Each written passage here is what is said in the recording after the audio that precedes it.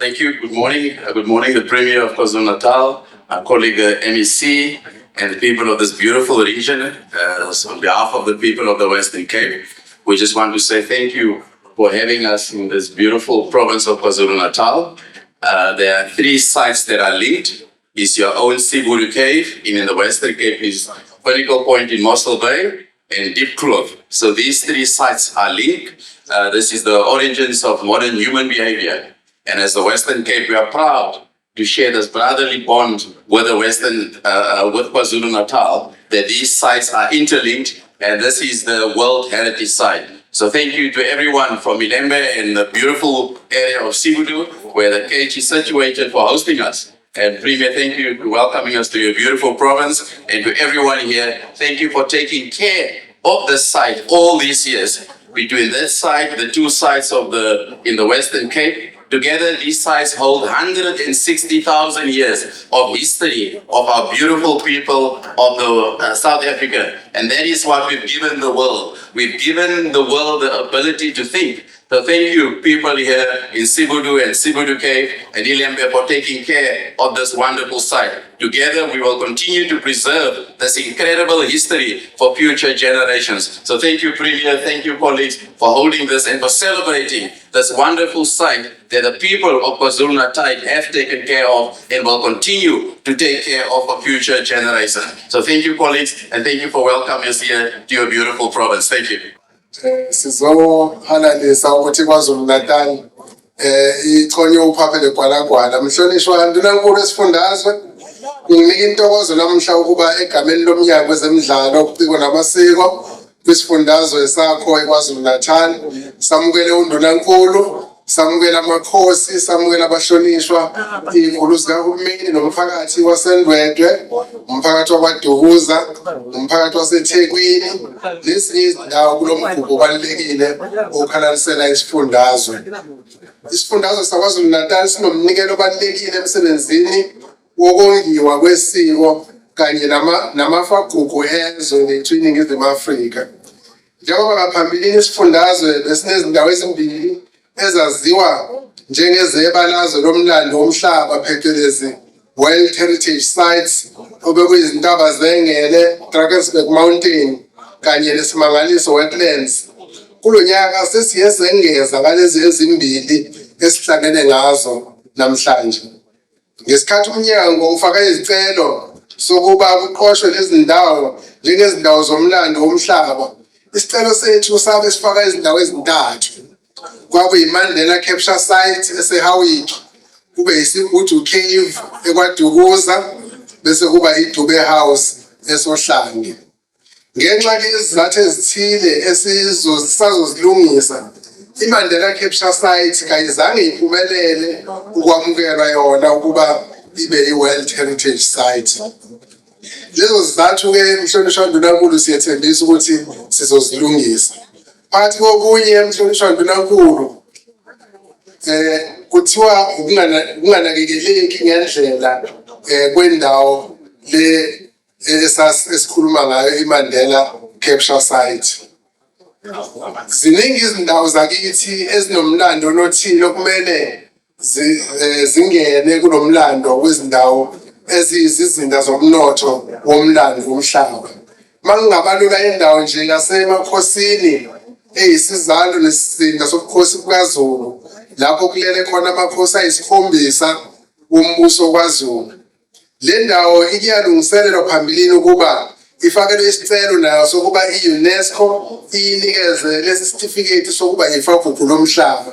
Kepha ngenxa yezizathu ezifanayo, lesi sicelo sagcina singafakwanga kwi-UNESCO. Mhlonishwa ndunankulu, ngesonto eledlule besinomhlonishwa usekela ngqongqoshe walomnyango umama uPhismabe, sikhona lapha emakhosini sixoxeleke nomhlonishwa osekela ngqongqoshe uMabe, savumelana ukuthi izizathu ezenza ukuthi indawo yasemakhosini mhlonishwa ndunankulu ingafakelwa isicelo sokuba ithathwe njenge-World Heritage Site, kufanele sizilungise bese siphinde sifake isicelo kabusha.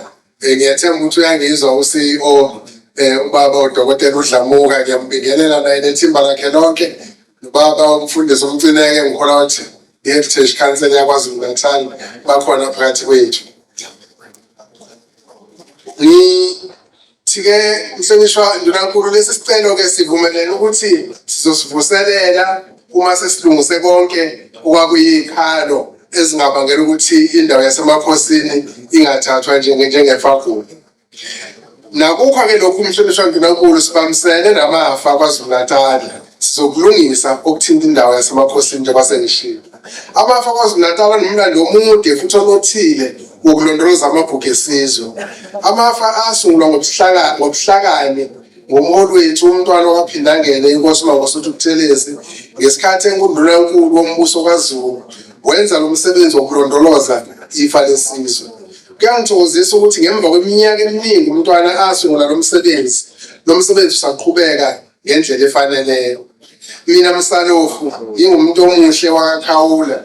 Eminyakeni edlule ngike ngaba yilungu lekhanseli yamafa ngaphansi kobuholi bukaMnumzane uAtakhona engusihlalo wamafa.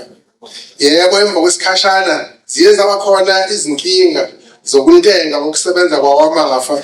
Kodwa ke kuyangithokozisa ukuthi uCEO uDokotela uDlamuka uzibambe ezaqina ukuvuselela umsebenzi wamafa ekanye nekhanseli yamafa. Siyathokoza kakhulu ngalokho. Siwumnyango siyazibophezela ukwenza konke okusemandleni ukuba umsebenzi wamafa ungafatabali. Kuzo zonke izifundazwe amafa KwaZulu-Natal awumkhandlu ohlonishwayo futhi ohamba phambili Eastern Cape and Western Cape ukulondoloza amafa esizwe. I'm telling them, Honorable MEC, that in all the Heritage Council resources of the provinces, amafa in KwaZulu-Natal are always rated as number one. The others are following.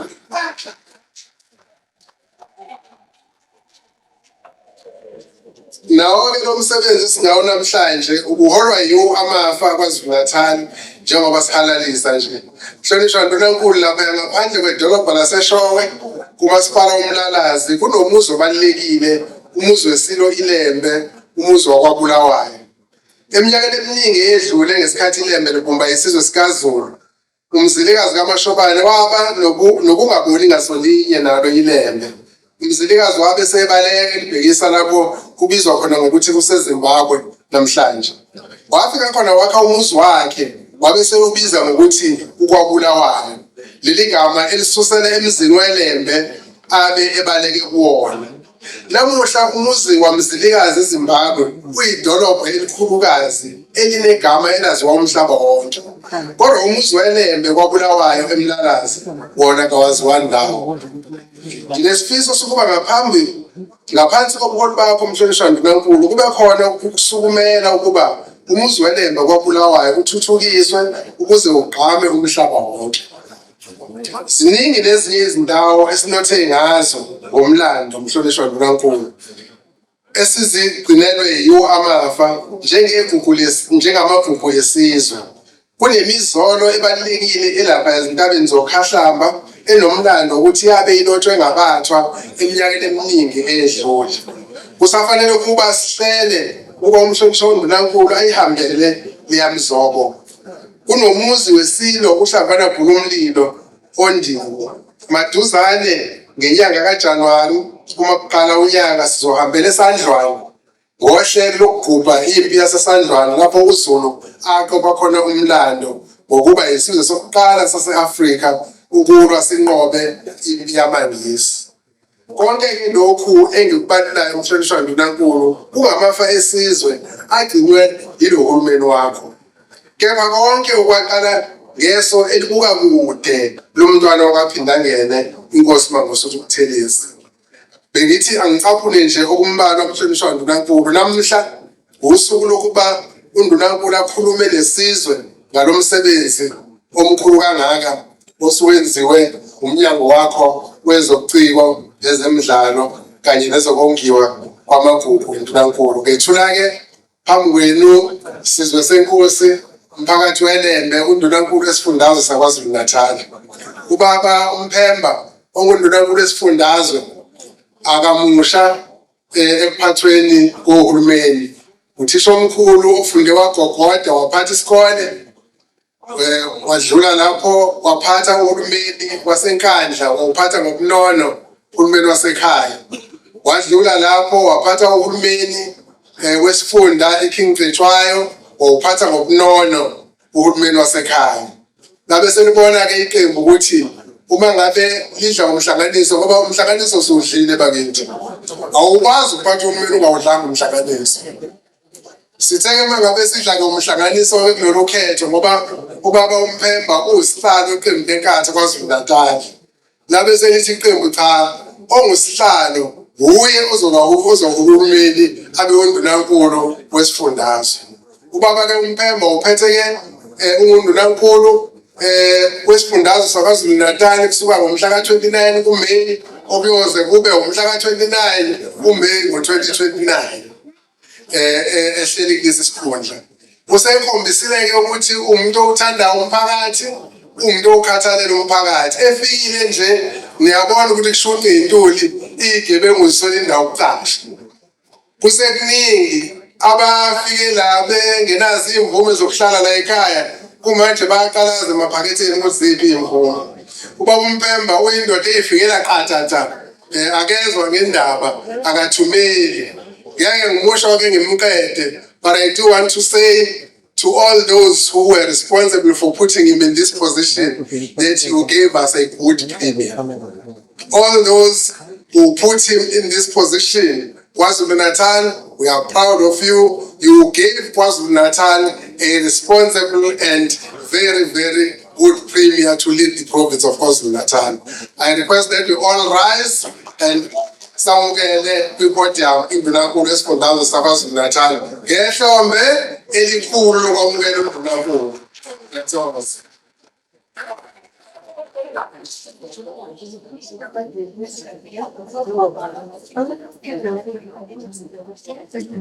Ngiyathokoza kakhulu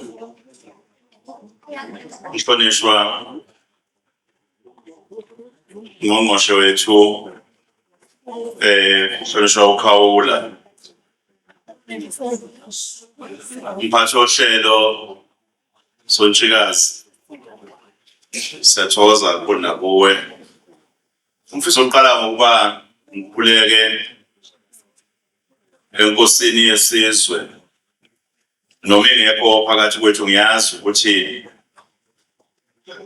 bakhona abameleli inkosi ngenze kwa abasendlunkulu noma abe-National Council mazi khona nazinduna zenkosi sakwashinga ehola indlu yabaholi bomdabu wesifundazweni KwaZulu-Natal nabezitha nebe namazwi. Ngiyafisa ukuba kuleke nasenkosini yakaNodwengu ekhona phakathi kwethu inkosi yakwaNgcobo. Makukhona nabantwana bakhona nakubo ngiyathobeka. The Honorable MEC Mackenzie from Western Cape.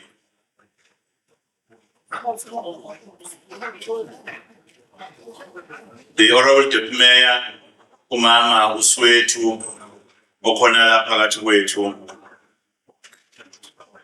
Abahlonishwa abakhona amakhansela aseLembeni nawakhona la ekhaya eNdwedwe. Siyathobeka kakhulu kunina ukuthi nibe khona. Ngiyangidideke mangibekela amakhansela ngithokoza kwethu ngikhonza sesilona ikhansela.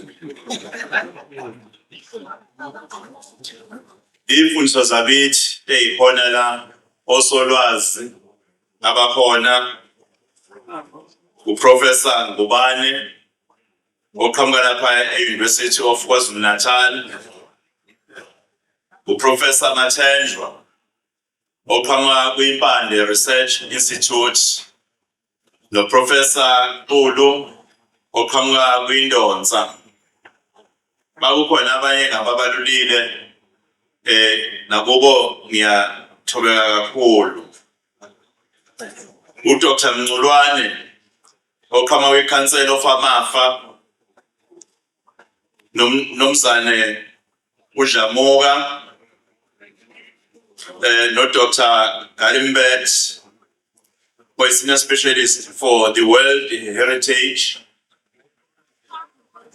I'm actually extending my warm greetings to all the doctors and professors who are here, whom I might not have mentioned.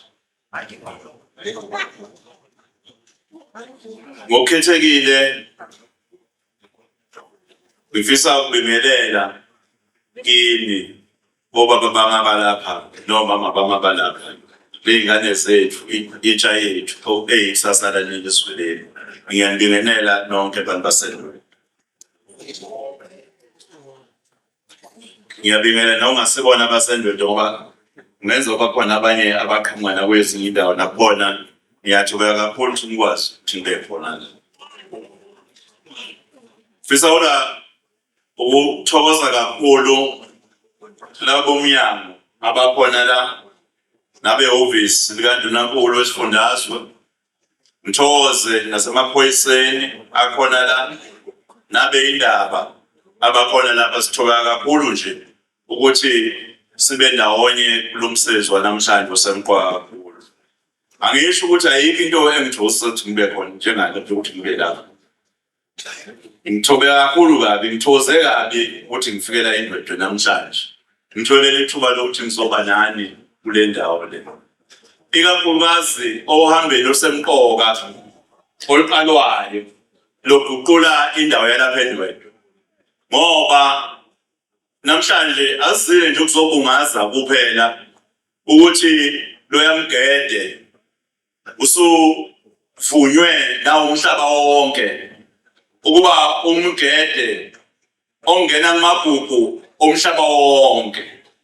Asizile kuphela nje ukuba namhlanje sizoncoma lokho noma sizoyishayela ihlombe thina sincome kuhambe sihambile kuze feza lokho.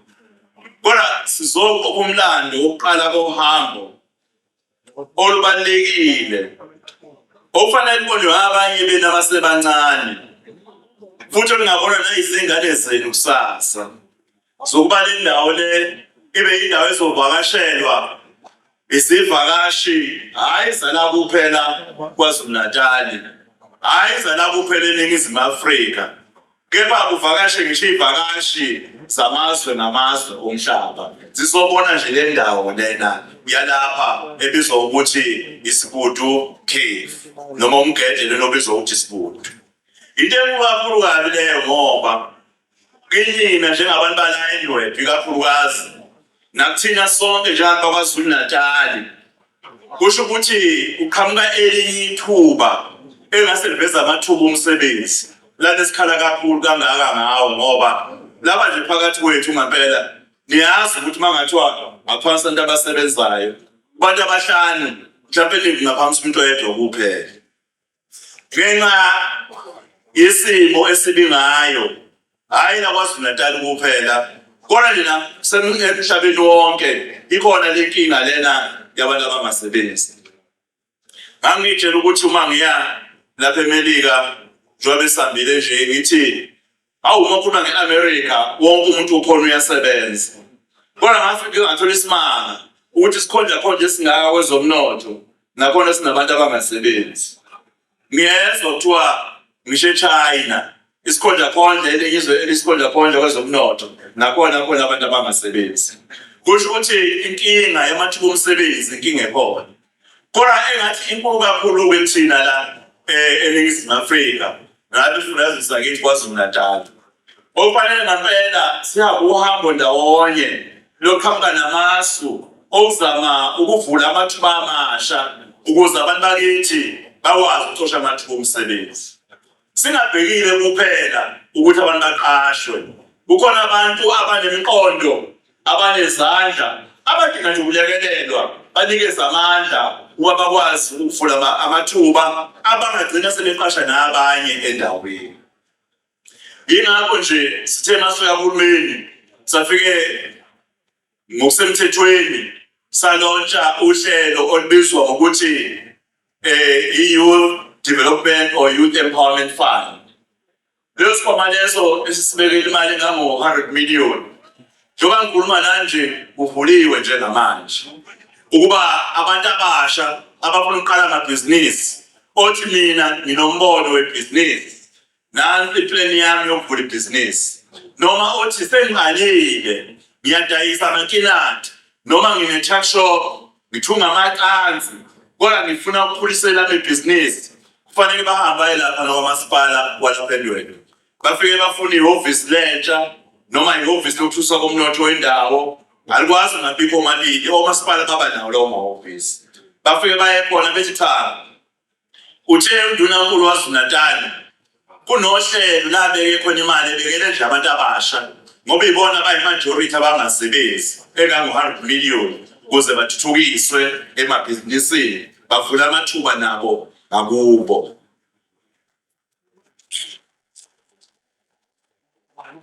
Akekho umasipala ofike ethi thina sinalo lolo lwazi ngoba ngabiza bonke omasipala ngabiza zonke imeya ngathi abuze nalabo abalamahhovisi athi ngwabala ngazoluphula lolu hlelo lolu ngenzela ukuthi ngoba inhloso yalo hulumeni okhona njengamanje enazi ukuthi uhulumeni obambisana namaqembu njengoba nasibambisene namanye amaqembu ekuphatheni uhulumeni lona wesifundazwe kodwa ngathi indlela yethu yokusebenza ngoba thina siqhelile amahhovisi ethu nalahleli khona abantu abahlezi nabantu omasipala abantu abahlezi nabantu amaphansela sesithi-ke asisondeze bona ukuze abantu bakwazi ukuthi kube lula bafinyelele kuy'nhlelo kahulumeni ngokuthi bahambe nje baye kwamasipala bafike bathole usizo baphume namakhansela bathole usizo kuzo zonke iy'nhlelo zethu kusuka manje kuya phambili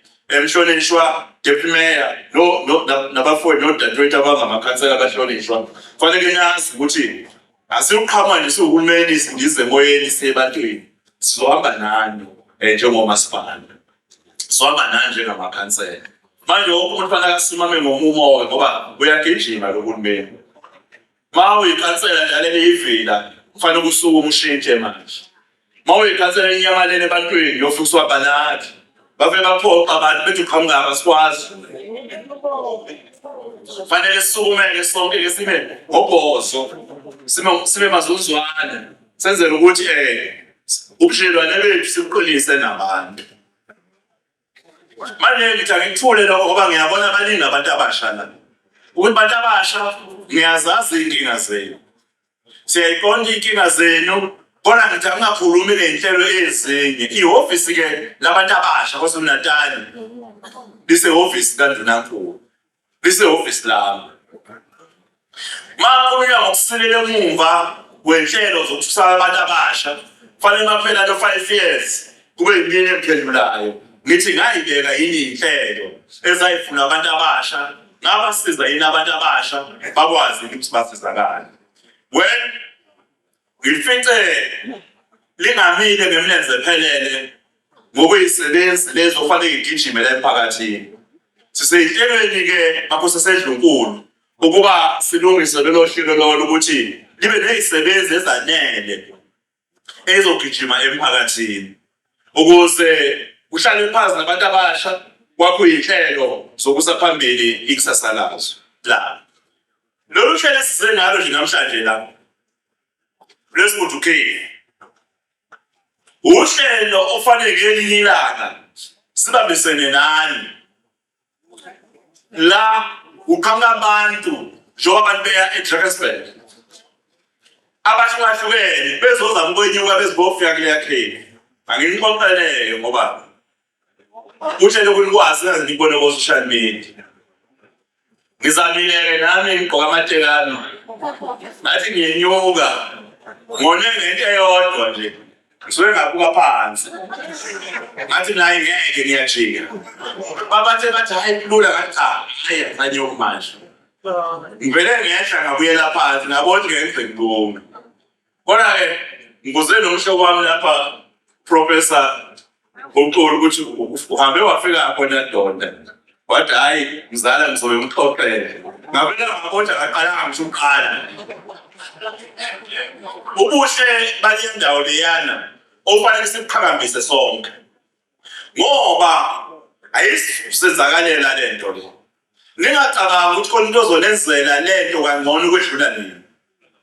Abantu balapha endwendwe ibona ofanele bathathe ama-video clip, ibona ofanele bathathe iy'thombe bephuma ngaleya ndawo bese beyimaketha kuma-social media platforms abo ukuze ama-tourist bathi sifuna ukuya laphaya. Nomuntu ufuna ukukhipha umuntu wakhe athi ngifuna ukumkhiphela kuleya ndawo leya. Baningi abantu abangodokotela, professor, abayizimanje, abayizifundiswa ngey'qhumama, abasabalele yonke lo mhlaba, abahlala njalo iviki neviki bethatha abathandweni emindeni yabo bahambe nabo beyoclimba, beyojoma, beyokwenza zonke izinto. Uyabona-ke uma abantu befika kuleya ndawo omningi, into yokuqala ezokwenzeka nje khona uzohlala ekhoneni lapha ngawudlika abeke itafula lakhe elincane lamaplangwe, usebeke ama-orange lapha, usebeke ikotapheya lapha. Ngenkathi bejika ama-tourist eye kuleya ndawo leyana bayathenga. Kuzothi suka lotshala isipinashi namaklabishi naye ayokubeka kuleya ndawo leyana, amatafula abe mabili. Iqala indawo inakwe abantu bendawo bethi sesineyimakethe laphaya, mafuna into ethize soyithola laphaya. Baqala kube namakinati, kube nobhatata, kube namadumbe kuleya ndawo leyana. Abanye bazosuka bevela bengasazeli nje iSibhudu Cave bethi laphayana uma ufuna amadumbe noma ubhatata wasendwedwe uzothola kuleya ndawo leyana. Uyabona ukushola abantu abajwayele ukuvakasha bayathanda nomnandi.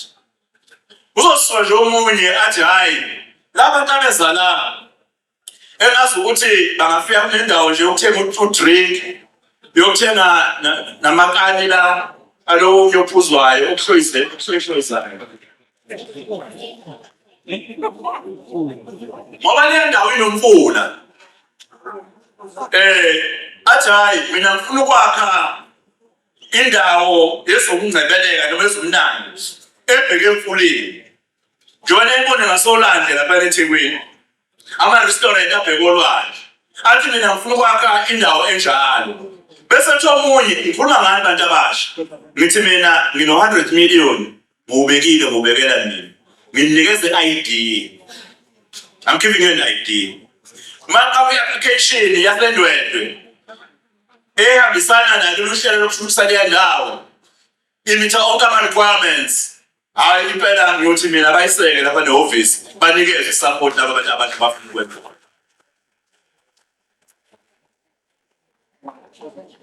Aqala omunye athi yazi abantu abafika la bajabula lapha kuze kube late.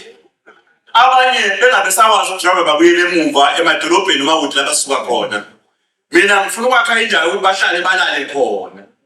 Iyaqala nje indawo yethuthuka, iyaqala nje le ndawo iba nani, ibe namathuba amasha avulekela nina bantu balapha endwendwe. You see, into engifuna ukutshela yona, ngiyazi le ndaba engiyixoxayo ukuthi inganekwane nje njengongena ezulwini, ngoba abanye le ndaba yokungena ezulwini babeka ukuthi hawu mina ingifanele. Kodwa phakathi kwenu ngeke ilanga nje eminyakeni engeminingi kakhulu ungalibona ushipisela ukhona kuleya ndawo kodwa lisuke phakathi kwenu bese ubuka ukuthi mina ngaliyeka ithuba.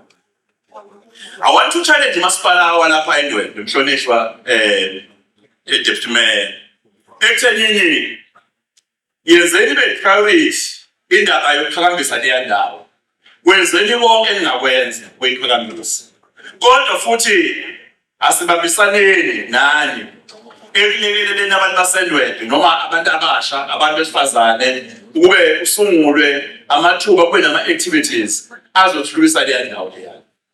Ngoba iqiniso njengoba uhulumeni wesifundazwe njengoba ngiyixoxa le ndaba le, angithi ngibuye kwesibili ngizoyibhokha.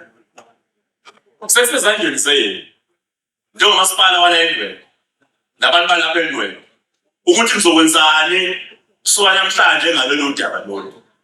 Ngiyababona nje abantu abasha nabo ngibabona phambi kwami enkodwa bakhona lapha endaweni. Okufanele bona Uma kukude kwamasipala kakhulume nekhansela silekelele. Sinombono ngale ndawo sengathi ngayithini impela esiyakhele le ndawo ofanele siyithuthukise. Sifuna ufake iproposal ingakavalwa lo 100 million obekwe uPremier ukuthi abantu abasha bakwaZulu-Natal.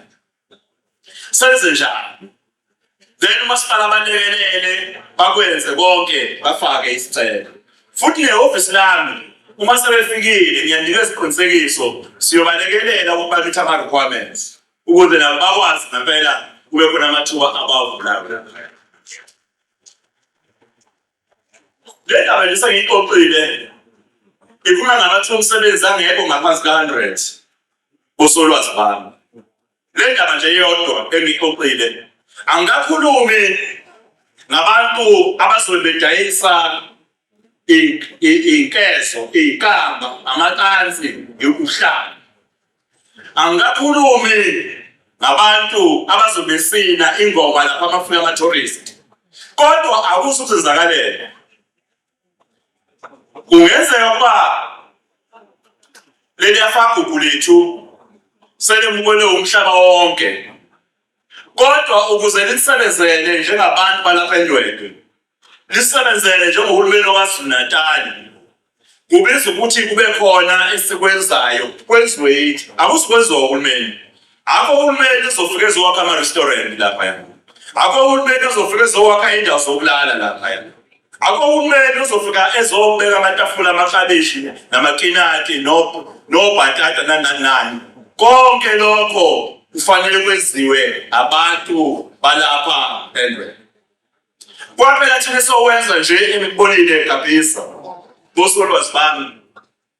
Uba siqale sifake manje impawu eyikhombayo umuntu mayeya lapha.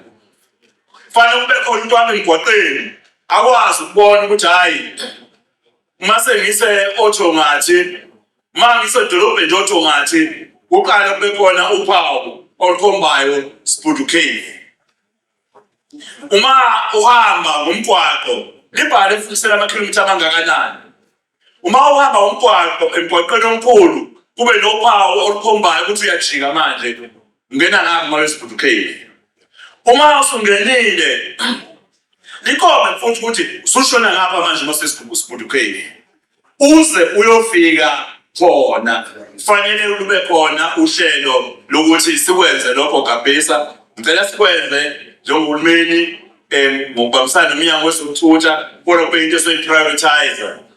Ngizuleke ukuthi khona o-etshayo namhlanje obambele uDr. Sibhudu okuyena oyinhloko yomnyango. So ngiyethemba uyakurekhoda lokho ngikushoyo ngoba angazi noma into lapho la ngenosuka khona ngendlovu ey'ntathu yini. Hayi angikhohlwa nakancane. Into engayisho kudala ngiyayikhumbula. Anginiyelizwa kuthiwa indlovu uma wadlala ngayo ibona ikhipha ngisho phakathi kwabantu. Manje ngiyasola ukuthi njalo ngoba uyabona nje lento uma engadlula ngaphambi kwesikhathi angayibona lezi mpawu. Hayi sengiyoqala ngibuza ukuthi kwenze njani. So fanele ngiyithole impendulo. Bantu baseNdwedwe sizothula ithuba, a new opportunity, a fresh opportunity. Yeah. Ngilontshe isikhwama sabantu besifazane. Ngisilontsha ngo-200 million. Ngingasho njengamanje ukuthi imali ama-opportunities akhona ukufunda amathuba okwethulisa abantu besifazane. There are more than 500 million. The opportunities ngoba amathuba angeyindlela ezahlukahlukene. Sibambisane ne-private sector. Manje abantu besifazane ngempela makukhona usalokhelele lapha elokhelele nje ethi ngiyahlupheka mina ehlezi la eNdwedwe engasukumi alandele uyamonga umongo waloliya hlelo loliya ukuze ayithubise ngempela mina ngiyosola yena akufanele akhala uhulumeni ngohamba kwesikhathi. Kukhona intokazi la ishaya isoprano yomhlaba ngazi yona yini. Ebisiqalela inkosi Africa. It's an opportunity in that cave. mase nama activities akhona around lo Imigede loyana. It's an opportunity. You entertain abantu abafikayo. You get money, you make money. Ishwa ikakhulukazi nabohlanga. Amathuba lamabhizinisi asiwasumeli. Sikholelwa kakhulu thina ekuqashweni. Sengathi nasuwa omunye ezovula ibhizinisi la bese ngiqasha ke mina ke ngizoshalela egcekeni noma ngizogada ukuthi ngagqekezwe ntambama. Noma ngowasha izitsha e-restaurant. Angazi ukuthi ubani wasibulalayo thina. Kodwa nginenkolelo mina ngoba ngiyathemba lena sengibonile mina. Senginethemba ekhulu ngekusasa leya ndawo. Ukuthi uNkulunkulu eminyakeni nje emithathu leya ndawo yobe ingasafani namhlanje. Bengisake sengihlala phansi ngabisa ukuthi sibuye sizela noma singasayibuya size kuleli ground. Mina nje ngoba ngeke ngafika ngayo ibona leya ndawo luyamcimbi ngabe sizolizibela. Hayi sibele intende engaka kambe bengahlala nje ematsheni bahlale phansi kweshasha la phela. Besingabona nje indlela sivele sikubamba impela ube sisimeni sakhona khona. Ukuze nokuba kuyithombe angabuyi isithombe sentela ekubekwenzakalana lapha avela kodwa kunendaba enkulu exoxwayo lapha. So ke uma kungenzeka in the future sikubuke lo. You see uma ngase ngixoxele into engeke ninabe nina ngoba mhlawumbe nina ninabe. Uyabona nje ukuhamba uya lapha. The fact ukuthi uhamba weqa amatshe lokho kukodwa kuyindlela yoku-explore. Ufinyelela endaweni uhamba ujobe ematsheni. Angithi-ke abantu abadala ngabe kunake ngoba hawu ujoba amatshe bekuyini. Kodwa ey'nganeni zanamhlanje esizukulwaneni sanamhlanje kwakuthi uhamba kanjani ukuze ufike khona is important. Angiphathi-ke lokho kuhlanya usuqala-ke wenyuka-ke uya phezulu. Lokho-ke kwenza leya ndawo ibe yinto enkulu kakhulu. Mina lapha ngibuke izinto ey'ningi ey'ngenzeka kuleya ndawo. Kungaba khona ngisho i-cage lapha. La khona abantu behamba nge-cage. Kungaba khona ngisho i-cage lapha. Kuningi okungenzeka. Kodwa lento ukuze yenzeke kufanele abantu abasha khona abafunde ngisho tourism ey'koleni. I am sure bakhona abafunde ngisho tourism ey'koleni. This is your opportunity. Ithuba lakho leli. You must use this opportunity to change this place.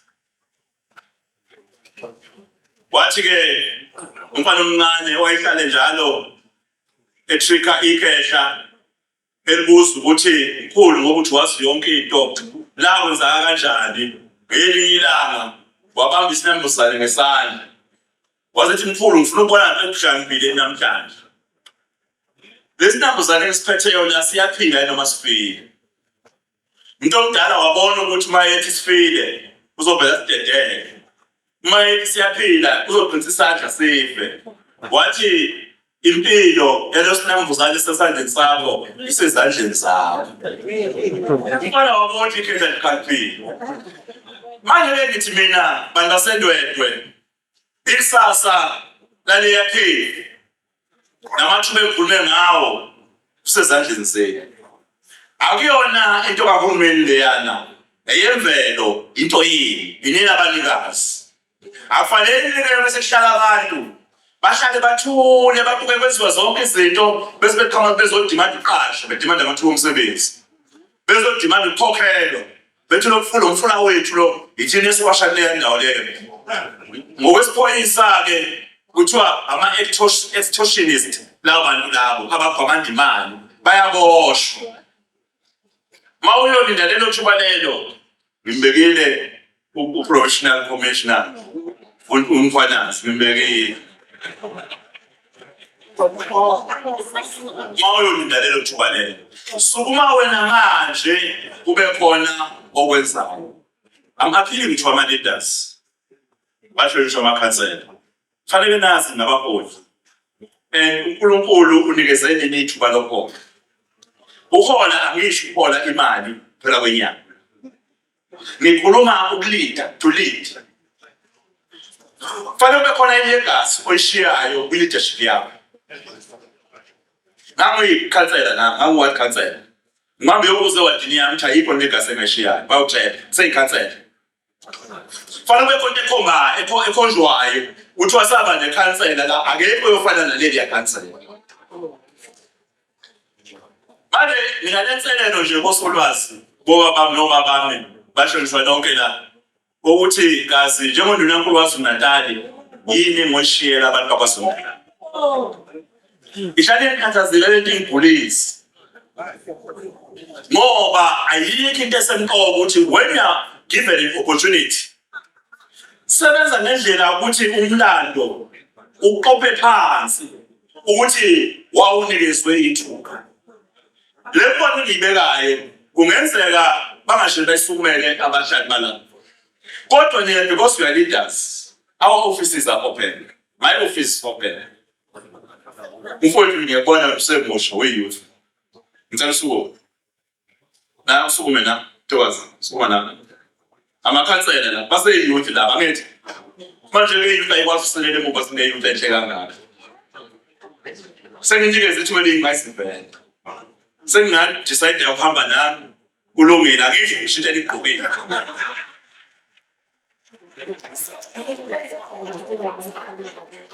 Engibawulayo ithi bafowethu nodadewethu you are i-youth. Makho kuno-100 million obekele i-youth ukuze nibe ne-legacy yokuhola kufanele nithathe i-youth enihlanganise nithi there is an opportunity there. Umasipala awungakwazi nanokuthi impilo nje yonke i-youth yakule ndawo noma umphathi la kulethela abangamele umnyango wezokuthomela wendawo bezoba workshop bezobachazela ukuthi nazi igaba bafike bephethe zonke izinto ukuthi naka amaphepha abafuna uqala bangene la naka amaphepha nawo uzongisiza nawo uzoneza manje ubhayisa i-business plan manje ubhayisa umfelo ndawo wenu na uba kufanele kube khona lapho esizoqala khona ukuze le nkulumo yakade sengikhulumile ngifezele umhlonishwa development. Kufanele kube khona soqala khona.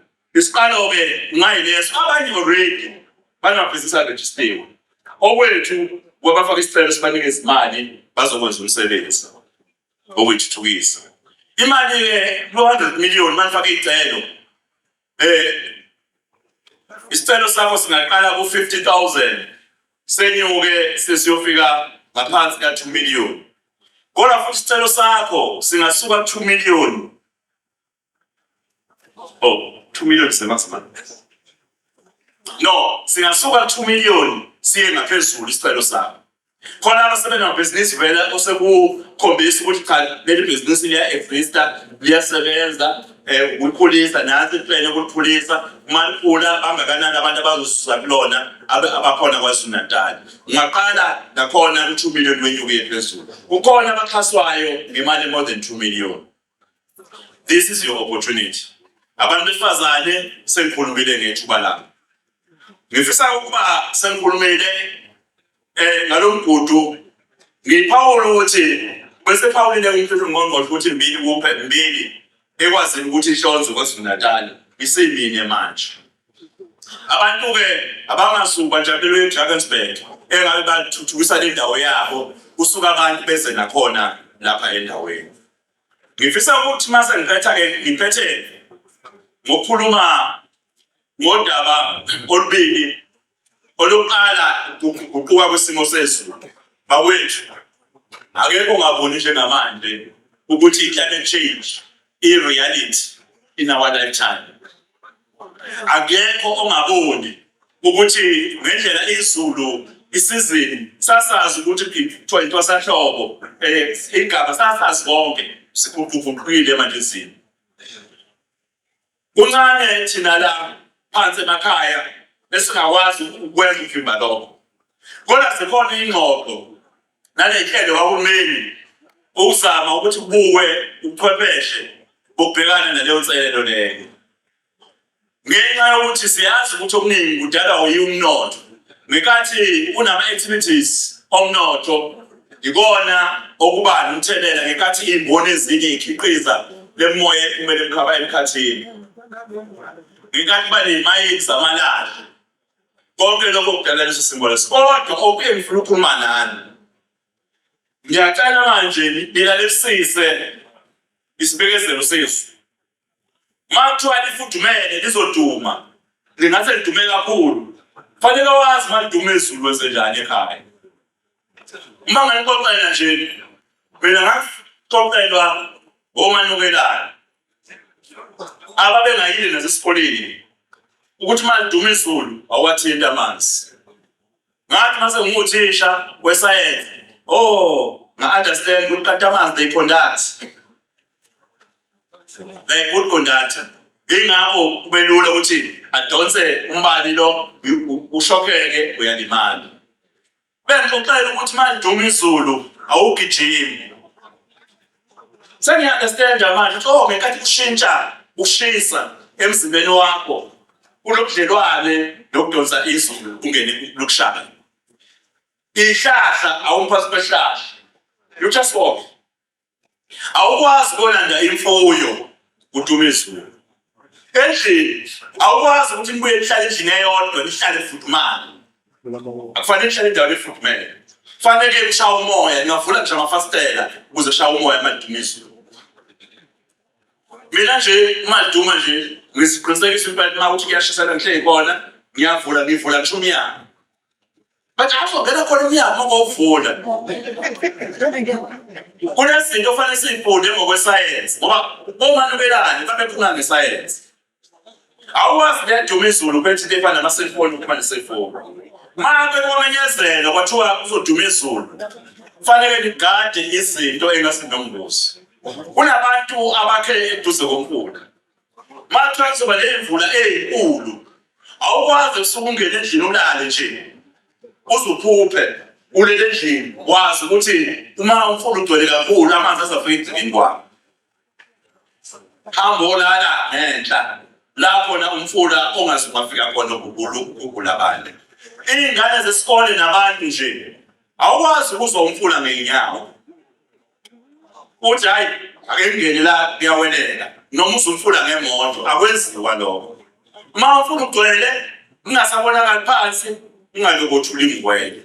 Ilezo zinto lezo ofanele siyitshele ingane zethu uma usesikoleni wazi futhi ngaphesha komfula. Makelana ningaphesheya ningalokuthi iwele umfula ngoba abantu abaningi imphefumulo yabo ilahleke ngenxa yokunganaki lokho.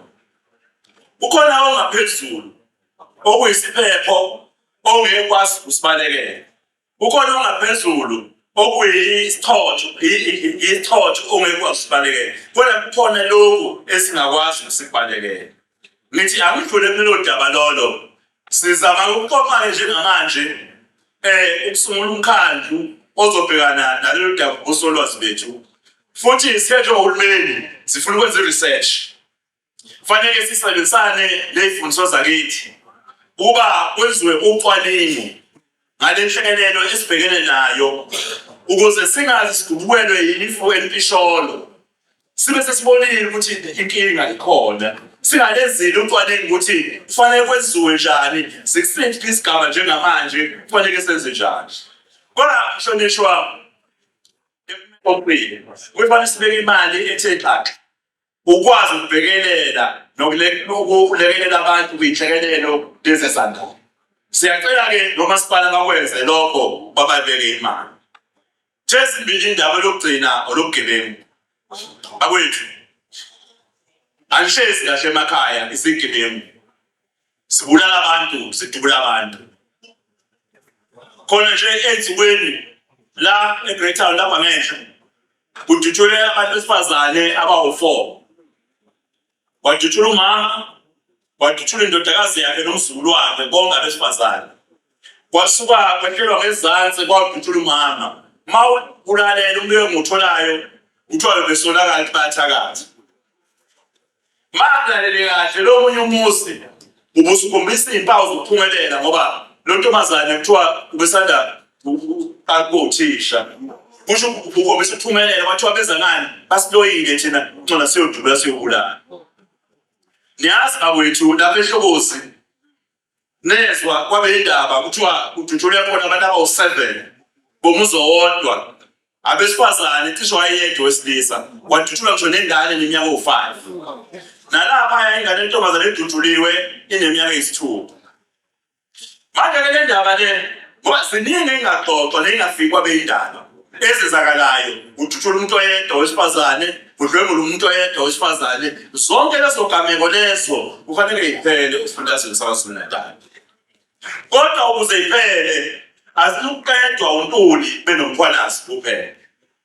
Soqedwa nayini ukuthi nisukume endaweni nithi lokhu okusihlasekayo emphakathini kufanele sisondeze amaphoyisa sibambisane nawo silwe nawo.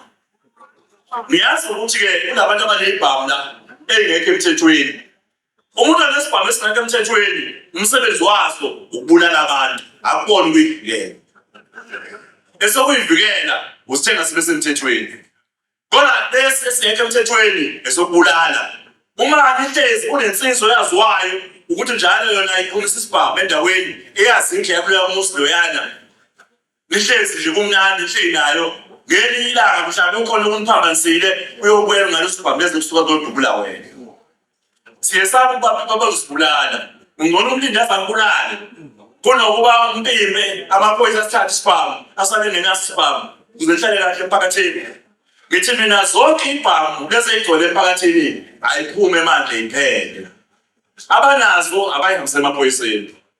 Ngabe ngayihambisi bikani emaphoyiseni. Shayela 10-1 ongafuni ukwazi ukuthi ubani igama. Ubike uthi lapha kwaShangazi kunensizwa ne-AK47. Ngiyacela nihambe niyobheka noma bamfayele. Ngiyacela amaphoyisa nihambe niyobheka. Ngenza isibonelo nje. Akube yithina esisumayo.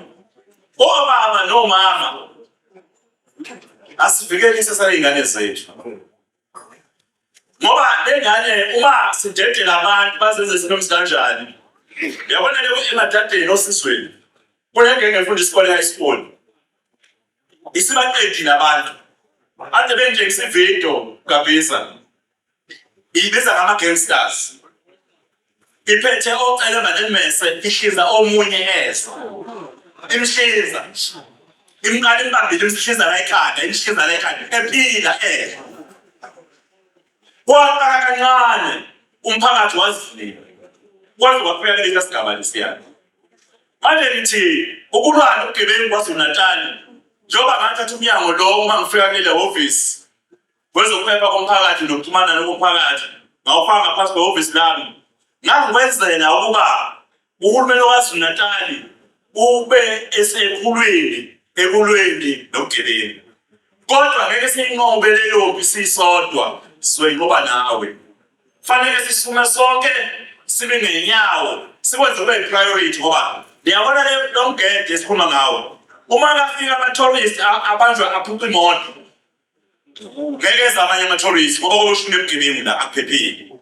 Akhuthuzwa ngeke nazo lezi igebengu ey'ntshontshe iy'moto zabantu mazaziwe endaweni shaya u-10-1 ubikela amaphoyisa. Uthi nawe ifika leyo moto siyazi imoto akayithenganga.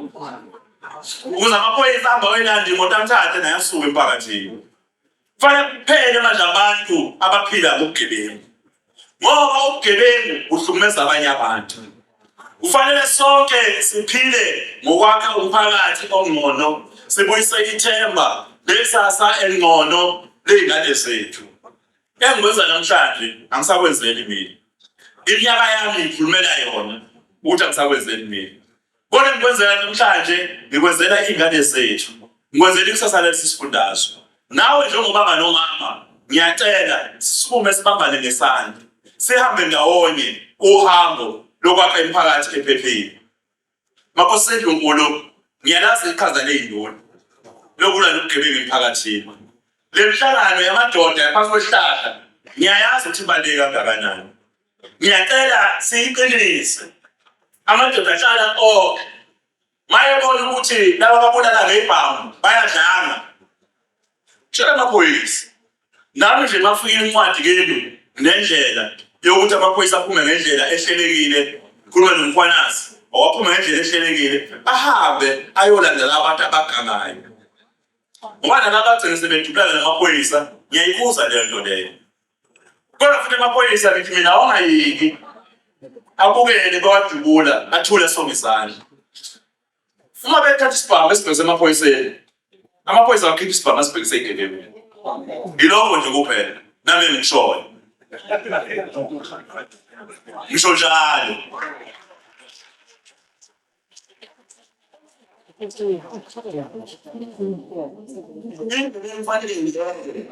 Ukudubulana namaphoyisa. Asibhumi umbozo ngoba siwezazi ukuthi eyikwenzayo kuga. Bakwethu. Lezi ndaba esengiyixoxile nani namhlanje isemqoka kakhulu. Sinikeza isithombe ngohulumeni wesifundazwe onazo izinselelo-ke ngoba niyazi ukuthi ikhona izinselelo.